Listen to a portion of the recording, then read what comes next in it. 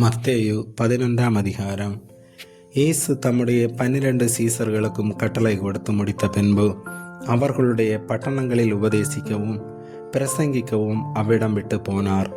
அத்தருணத்தில் காவலில் இருந்த யோவான் கிறிஸ்துவின் கிரியைகளை குறித்து கேள்விப்பட்டு தன் சீசரில் 2 பேரை அழைத்து, வருகிறவர் நீர்தானா, அல்லது வேறொருவர் வர காத்திருக்க வேண்டுமா என்று அவரிடத்தில் கேட்கும்படி அனுப்பினான்.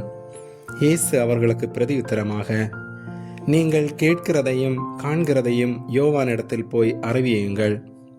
குருடர் பார்வையடைகிறார்கள், சப்பானிகள் நடக்கிறார்கள், குஷ்டரோகிகள் சுத்தமாகிறார்கள், செவிடர் கேட்கிறார்கள், மரித்தோர் எழுந்திருக்கிறார்கள், தரித்திரருக்கு சுவிசேஷம் பிரசங்கிக்கப்படுகிறது.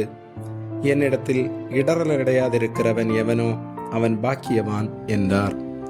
அவர்கள் போன பின்பு இயேசு யோவானை குறித்து ஜனங்களுக்கு சொன்னது என்னவென்றால், எதை பார்க்க வனாந்தரத்திற்கு போனீர்கள்?